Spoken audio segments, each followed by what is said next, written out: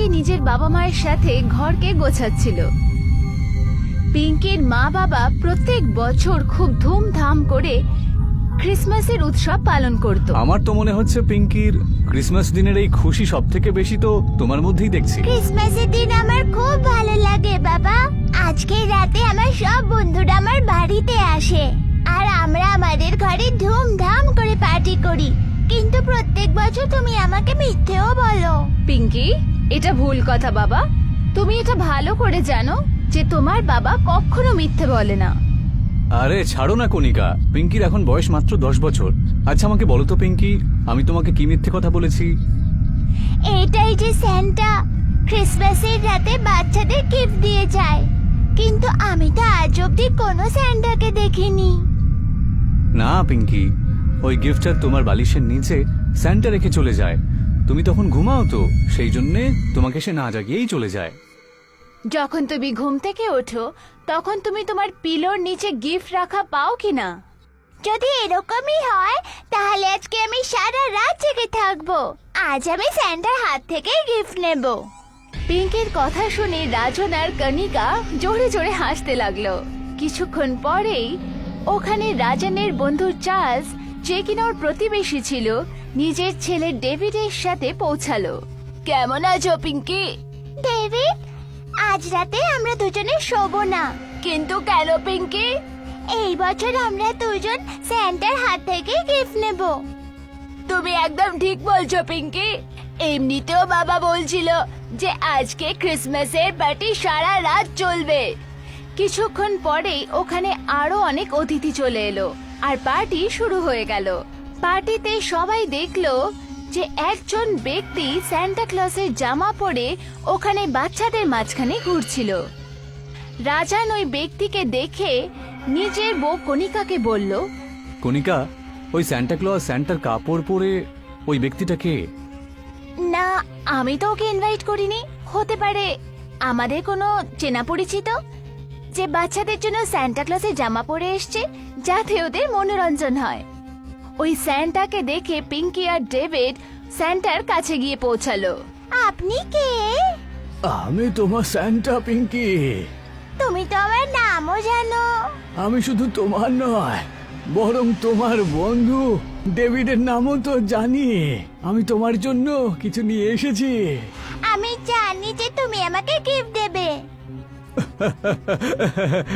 এই না, তোমাদের দুজনের জন্য আমি বিদেশি চকলেট নিয়ে এসেছি। এটা বলতেই স্যান্টা দুজনকে ভালোভাবে দেখলো।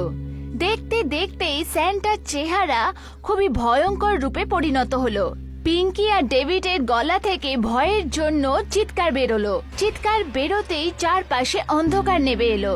পার্টিতে হইচই মেচে গেল, কিন্তু তার পর মুহূর্তেই আলো চলে এলো। কিন্তু পার্টিতে যতগুলো বাচ্চাই ছিল তারা সবাই অদৃশ্য হয়ে গেল। পিঙ্কি কোথায়? পিঙ্কিকে কোথাও খুঁজে পাওয়া যাচ্ছে না। ওইসব ছাড়ো রাজান, আমি পিঙ্কির চিৎকার শুনতে পেয়েছিলাম।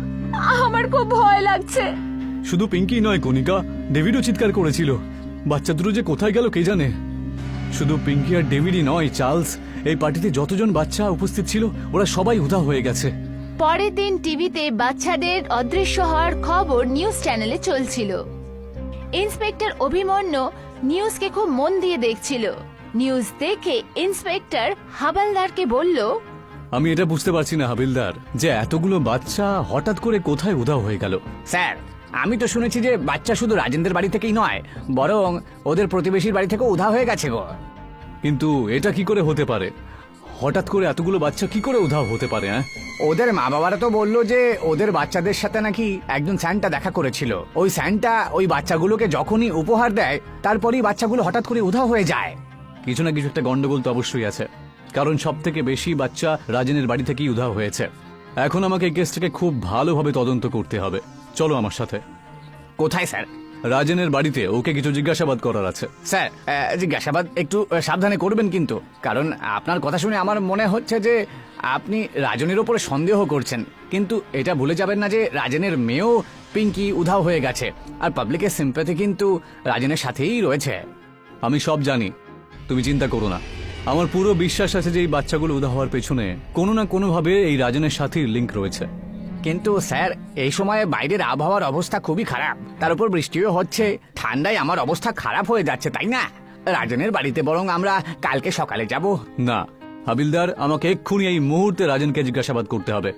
ইন্সপেক্টর অভিমন্যু জিপের ভেতরে বসে পড়ল। থানা থেকে রাজনের ঘরের রাস্তা একটা জঙ্গলের মধ্যে দিয়ে যেত। হঠাৎ করে রাস্তার মধ্যে ইন্সপেক্টর অভিমন্যুর জিপ বন্ধ হয়ে গেল। কি হলো স্যার, আপনি জিপটা থামালেন কেন?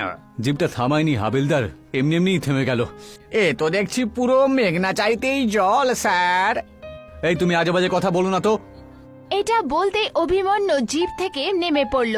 তখনই হঠাৎ ইন্সপেক্টর অভিমন্যুর নজর একটা পুরনো বাড়ির ওপর গেল। ইন্সপেক্টর অভিমন্যু দেখল যে ওই পুরনো বাড়ির ছাদে স্যান্টার মতো দেখতে একজন ব্যক্তি দাঁড়িয়েছিল, অদ্ভুত ভাবে নৃত্য করছিল।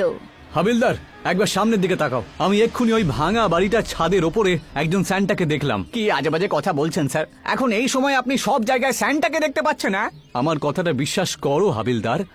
ইন্সপেক্টর অভিমন্যু এটা বলতেই তখনই কিছু বাচ্চার চিৎকার অভিমন্যু আর হাওয়ালদারের কানে এলো। মনে হচ্ছে ওই ভাঙাচোরা বাড়ির ভেতর যেতে হবে, আর মনে হচ্ছে আমাদের গাড়িটা সঠিক জায়গাতেই খারাপ হয়েছে। যাই হয়ে যাক না কেন, বাচ্চাগুলো এই ভাঙা বাড়ির ভেতরই রয়েছে, চলো যাই। এটা বলতে ইন্সপেক্টর অভিমন্যু হাওয়ালদারের সাথে ওই পুরনো বাড়ির দিকে দৌড়ে গেল। তখনই হঠাৎ দৌড়ে যাওয়া অভিমন্যুর পা থেমে গেল। ইন্সপেক্টর অভিমন্যুর সামনে ভয়ঙ্কর একটা দৃশ্য এলো। পুরনো বাড়ির মধ্যে অনেক বাচ্চা অজ্ঞান ছিল, আর দুটো বাচ্চার মাথা দেহ থেকে আলাদা হয়ে পুরনো বাড়ির ছাদে ঝুলছিল। আমি তো নিজের চোখকেই বিশ্বাস করতে পারছি না স্যার, যে আমি যা কিছু দেখছি সেগুলো সত্যি। এদের বাড়ির লোকেদেরকে এক্ষুনি ইনফর্ম করে দাও, ওদেরকে বলো যে ওদের বাচ্চাদেরকে পাওয়া গেছে, আর খোঁজ নাও যে এই যে দুটো বাচ্চার গর্দান এখানে ঝুলছে, ওদের মা বাবা কে। কিছুক্ষণের মধ্যে ওই সব বাচ্চার মা বাবা ওই পুরনো বাড়ির সামনে এসে পৌঁছালো। রাজেন আর চার্লস ফুপিয়ে ফুপিয়ে কাঁদতে থাকলো। আমার পিঙ্কি কার কি ক্ষতি করেছিল?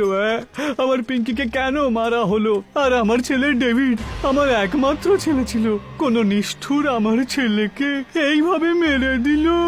এটা বলতে ওই ইন্সপেক্টর অভিমন্যুর দিকে তাকিয়ে বলল, এখানে হাঁ করে দাঁড়িয়ে কি দেখছেন? জানকে খুনিকে ধরুন, সে যেই হোক না কেন, আমি ওকে জীবিত ছাড়বো না। আমি নিজে খোঁজ নেব যে আমার পিঙ্কির খুনি কে, কে ওই স্যান্টা যে আমার মেয়েকে এত নিষ্ঠুর ভাবে মেরে দিয়েছে। দেখুন, এই কথাটা বলতে আমার একেবারেই ভালো লাগছে না, কিন্তু আপনাদের বাচ্চার মৃত্যু কোনো সাধারণ মৃত্যু হয়নি। আমি ঠিক বুঝতে পারলাম না, যখন আমার গাড়িটা এখানে খারাপ হয়ে যায় তখন এই ভাঙা বাড়ির ছাদে একজন স্যান্টাকে অদ্ভুত ভাবে নাচতে দেখলাম আমি, বুঝলে? আমি ভাঙা বাড়ির চারিদিকে খুঁজে দেখেছি, কিন্তু ওই স্যান্টাকে আমি কোথাও খুঁজে পেলাম না, কোনো চিহ্ন নেই। কিছু একটা গন্ডগোল আছেই আছে। পিঙ্কি আর ডেভিডের শেষকৃত্য পূর্ণ হলো। পরের রাত ইন্সপেক্টর অভিমন্যু খুব গভীর চিন্তায় ডুবেছিলেন। কি হয়েছে স্যার? অনেকক্ষণ ধরে দেখছি যে আপনি কোনো গভীর চিন্তায় ডুবে রয়েছেন। আমি একটা জিনিস বুঝতে পারছি না হাবিলদার, সে যেই হোক না কেন, কিন্তু আমি এটা নিশ্চিত যে ও কোনো মানুষ নয়। আপনি কার কথা বলছেন স্যার? ওই স্যান্টার, যাকে আমি ওই ভাঙা বাড়ির ছাদে এরকম কনকনে ঠান্ডার মধ্যে অদ্ভুত ভাবে নাচতে দেখেছি, বুঝতে পারলে তুমি? আর তারপরও হঠাৎ করে উধাও হলো কি করে? আমায় ক্ষমা করবেন স্যার, কিন্তু এই কথাটা আপনি অন্য কাউকে আর বলবেন না প্লিজ, না হলে লোকেরা যে আপনাকে পাগল ভাববে। তুমি যা বলছো আমি বুঝি, আর আমি জানিও, কিন্তু আর একটা ব্যাপার রয়েছে যেটা আমাকে ভেতর থেকে একেবারে শেষ করে দিচ্ছে, যে রাজন আর চার্লসের বাচ্চাদেরকেই কেন গর্দান পাওয়া গেল ওই ভাঙা বাড়ির কাছে? কারণ বাকি বাচ্চাগুলো তো ওখানে অজ্ঞান হয়ে পাওয়া গেছে, তাই না? ওদের কোনো ক্ষয়ক্ষতি হয়নি। এটা দেখে তো আমিও অবাক হয়েছিলাম বটে, কিন্তু এর মানেটা হলো যে সে যেই হোক না কেন, চার্লস আর রাজনের সাথে তার শত্রুতা অবশ্যই আছে। এখন সেটা তো চার্লস আর রাজেনই আমাদেরকে বলতে পারবে। চলো আমার সাথে। চার্লস রাজনের ঘরে রাজন আর কণিকার সাথে উদাস হয়ে বসেছিল। ওদের তিনজনের চোখে জল ছিল। আর তখনই হঠাৎ কেউ জোরে জোরে দরজা খটখট করতে লাগলো। যাও যাও, গিয়ে দরজাটা খোলো। এত রাত্রে আবার কে এলো? কণিকা যেই মাত্র দরজা খুললো, তোর গলা দিয়ে জোরদার চিৎকার বেরোলো। চিৎকার শুনতেই রাজেন আর চার্লস দরজার সামনে দৌড়ে এলো।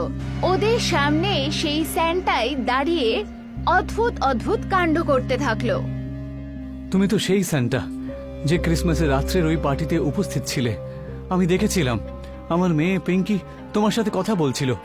হ্যাঁ, আর আমিও দেখেছিলাম যে আমার ছেলে ডেভিডও তোমার সাথে কথা বলছিল। কে তুমি? তখনই হঠাৎ স্যান্টার চোখ একটা বেড়ালের চোখের মতো চমকাতে লাগলো। রাজন, চার্লস আর কনিকা হাওয়ায় উড়তে উড়তে দেওয়ালের সাথে ধাক্কা খেলো। ইন্সপেক্টর অভিমন্যু হাবলদারের সাথে এসে পৌঁছালো আর পিস্তল বার করতে স্যান্টার দিকে তাকিয়ে বলল, নিজেকে আমাদের কাছে সারেন্ডার করে দাও। তুমি যেই হও না কেন আর বাঁচবে না কিন্তু।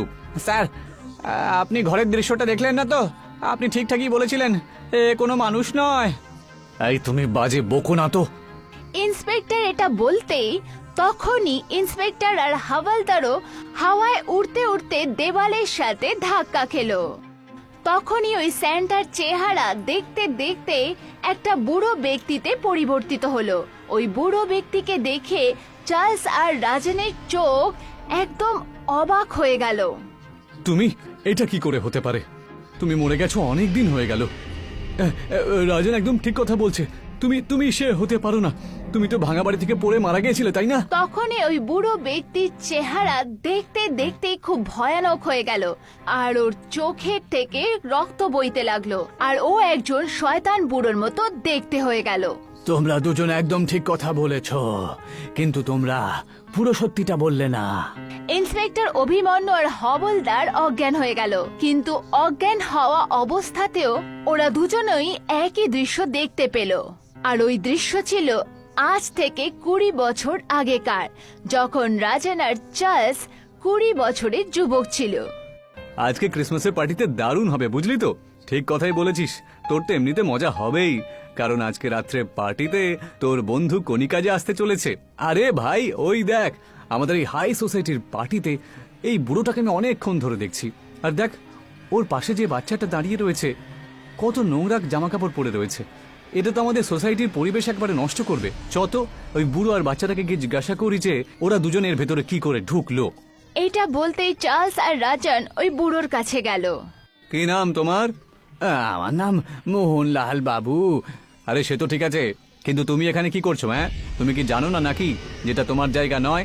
কিছুক্ষণের মধ্যেই এই বড় হলে পার্টি শুরু হতে চলেছে। এই হলো আমার নাতনি, আর আমরা এখান দিয়ে যাচ্ছিলাম তো তখন এই বাচ্চাগুলোকে দেখে জেদ করতে লাগলো যে আমিও স্যান্টার মতন জামা প্যান্ট পরবো আর আমিও স্যান্টা ক্লজ দেখবো। আমি শুনেছি যে এই পার্টিতে অনেকে নাকি স্যান্টা হয়ে নাচানাচি করে, কিন্তু কিছুক্ষণ পরে আবার আমরা চলে যাব। আমার নাতনি স্যান্টাকে দেখে খুব খুশি হয়ে যাবে। আচ্ছা, তাহলে তোমার নাতনি স্যান্টা দেখার শখ রয়েছে, তাই তো? আমি এমন একটা জায়গা জানি যেখানে এখানকার থেকেও ভালো পার্টি হয়, আর সেখানে নানা রকমের খাবার দাবারও পাওয়া যায়, আর সেটাও ফ্রিতে। তাহলে তুমি আমাকে ওখানে নিয়ে যাবে? হ্যাঁ, নিয়ে যাবো তো। রাজন ওই বুড়ো ব্যক্তি আর বাচ্চাকে নিজের গাড়িতে বসিয়ে ওই পুরনো বাড়িতে নিয়ে গেল। সাহেব, এ তো ভাঙা বাড়ি। ওরে বোকা, এখানেই হলো তোর আসল জায়গা। বাবু, আমি একজন গরিব বুড়ো মানুষ। আমার নাতির মা বাবা অ্যাক্সিডেন্টে 1 বছর আগে মারা গিয়েছিল। আমাদের এখান থেকে যেতে দিন। আচ্ছা ঠিক আছে, তাহলে যা, ডাইরেক্ট নিচে চলে যা। রাজন ওই বুড়ো ব্যক্তিকে ধাক্কা দিয়ে দিল আর ওই বুড়ো ব্যক্তি একটা চিৎকারের সাথে মাটিতে পড়ে ওখানেই মৃত্যু হয়ে গেল।